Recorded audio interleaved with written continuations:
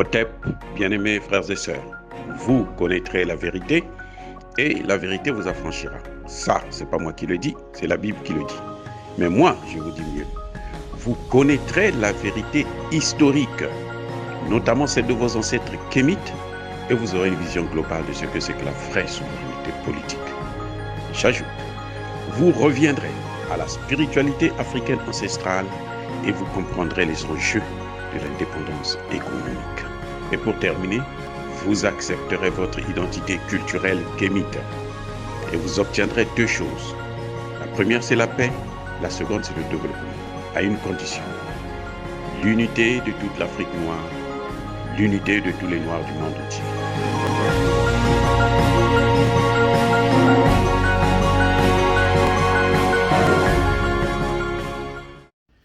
Otep à tous, bienvenue sur la chaîne des panafricanistes par essence, par conviction et par excellence.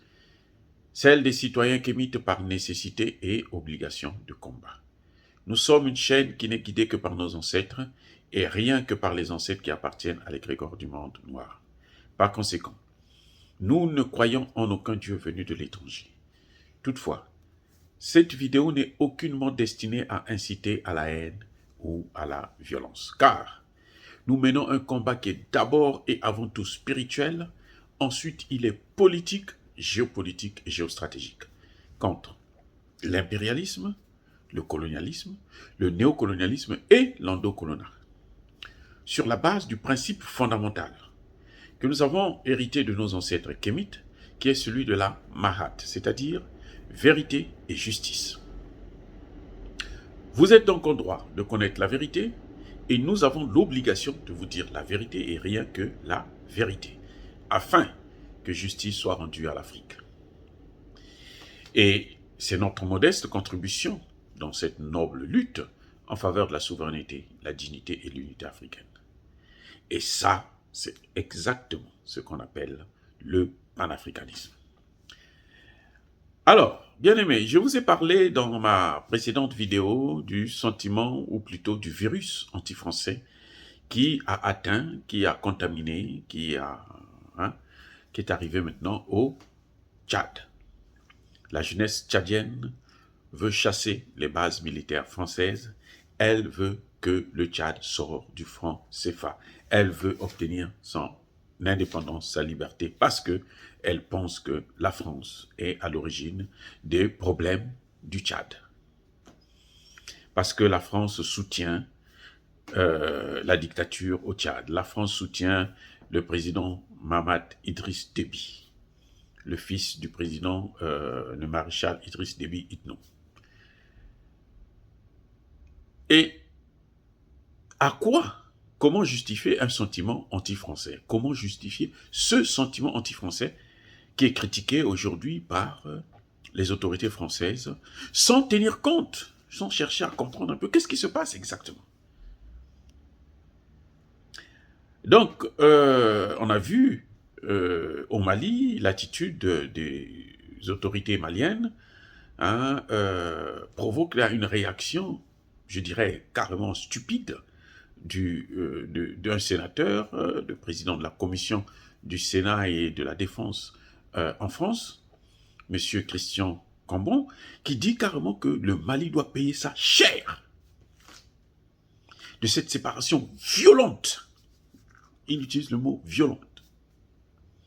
Alors que le Mali n'a fait qu'utiliser des instruments de droit, en expliquant que la France n'a pas respecté les accords de défense qu'elle a eu avec le Mali, puisqu'elle a pris des décisions unilatérales de quitter le Mali.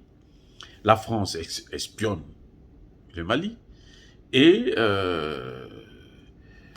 à plusieurs reprises, elle a violé le territoire malien.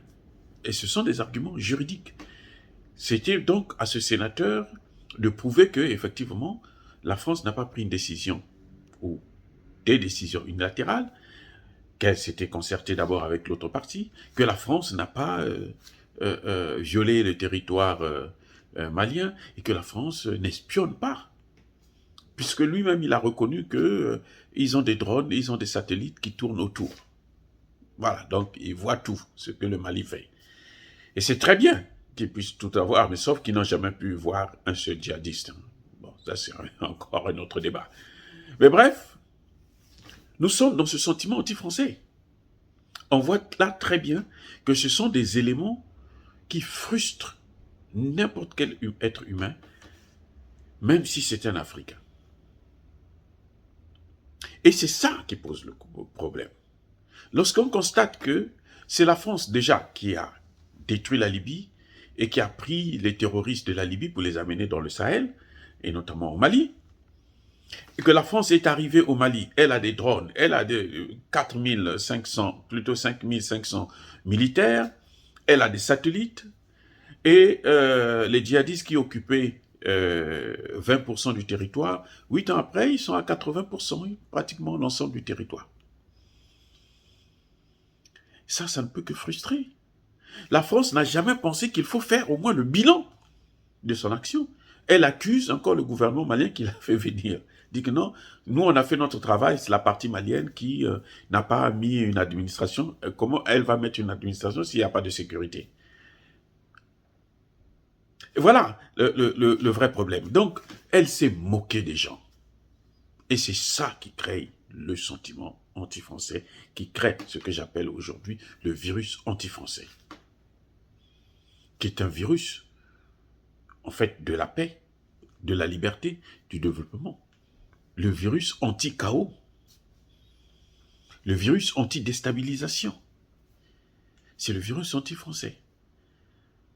Si vous êtes anti-français, en fin de compte, vous n'aurez pas la déstabilisation. Maintenant, je vais vous prendre un autre cas, un cas encore plus illustre. Ça, c'est dans le cadre, dans le domaine, non pas militaire, mais économique. Cette fois-ci, on va aller au Niger. Regardez. Le Niger, l'année passée, a, en 2020, je crois, oui, 2020, a exporté pour l'équivalent de 5500 milliards de francs CFA. Quand on regarde le coût de l'uranium à l'étranger, hein, sur le marché international, lorsqu'on évalue la quantité que le Niger, que la France a pris au Niger et a exploité, est allé vendre, c'est l'équivalent de 5500 milliards de francs CFA, c'est-à-dire environ 10 milliards de dollars américains. Maintenant, posez-moi la question, combien est revenu à l'État du Niger? Combien est rentré dans les caisses publiques de l'État du Niger? Vous savez combien? 160 millions. Donc, on a vendu l'uranium du Niger à hauteur de 10 milliards. Et la France n'a même pas osé donner au Niger ne serait-ce que 1 milliard. Même pas la moitié d'1 milliard. À peine 160 millions. Et vous comprenez pourquoi le Niger est pauvre. Pourquoi la population nigérienne souffre. Mes excuses, c'est à cause de ce genre d'injustice. C'est ça qui justifie ce qu'on appelle le virus anti-français, ou ce que les Français appellent le sentiment anti-français. C'est ça. Il n'y a pas autre chose. Sur le plan militaire, ils ont échoué, ils apportent le chaos. Quand on les appelle pour venir vous aider, ils viennent, ils aggravent la situation, ils détruisent tout. Sur le plan économique, qu'est-ce qu'ils font? Eh bien, ils pillent les matières premières. Mais, attendez, c'est encore plus grave. Au Niger, là même. 3 ampoules sur 4 en France s'allument grâce à l'uranium du Niger. Allez au Niger. 3 ampoules sur 4 sont éteintes. Le Niger n'est pas un pays électrifié. Allez-y comprendre que la production, la France prend tout amène chez elle, elle se met à l'aise, elle vit bien, et le Niger, elle lui donne même pas la moitié, même pas le quart de ce qu'elle elle pille. C'est ça la cause du sentiment anti-français.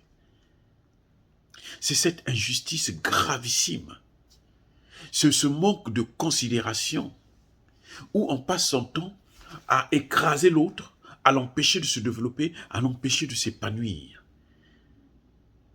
Et nous, ce que nous faisons, c'est de montrer la voie à la jeunesse africaine, la voie aux autorités africaines, pour qu'ils puissent comprendre maintenant que, ils ne peuvent plus s'attendre à quoi que ce soit avec quelqu'un qui pendant plus de 100 ans, 200, 300, presque 500 ans, a passé son temps à vous prendre pour des esclaves, à vous coloniser, à vous recoloniser, et aujourd'hui à instaurer le chaos dans toute la région, dans tout le continent.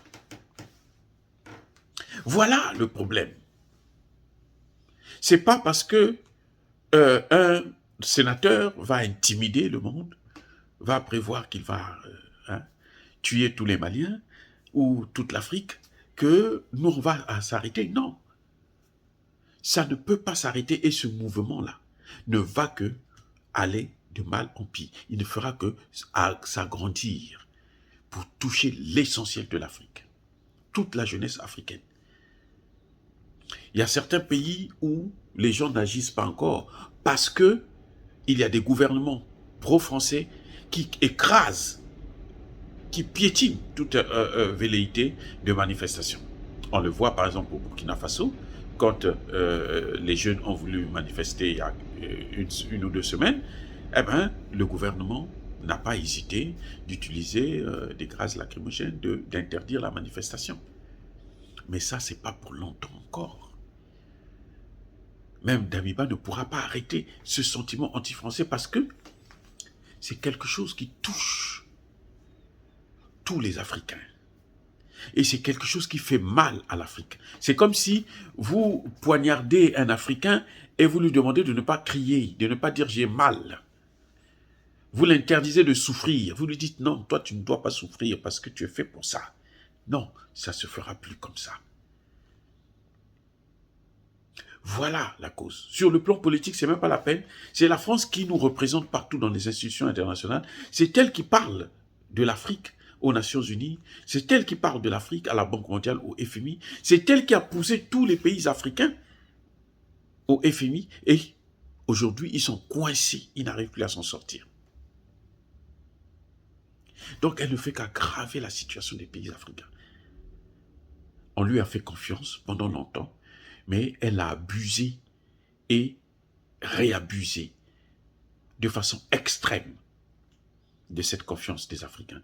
Et maintenant, les Africains disent non, nous devrons obtenir notre autonomie, notre indépendance. C'est fini. C'est pour ça qu'il y a le sentiment anti-français. En fait, le virus anti-français, c'est le virus de se débarrasser de la France pour pouvoir se développer. C'est le virus de s'éloigner de la France pour obtenir la paix. C'est le virus du développement. Si vous voulez le développement, vous ne pouvez pas compter sur la France pour atteindre vos objectifs. C'est pas possible. Oui, dire cela, c'est inciter les gens à la haine ou à la violence. Non, c'est pas notre intérêt. Nous sommes une force tranquille. Il y a ma colère, veille, je l'ai toujours dit. Il y a ma lembe. Oh, bien-aimés frères et sœurs, soyez bénis par le Dieu des Kémites. J'ai dit.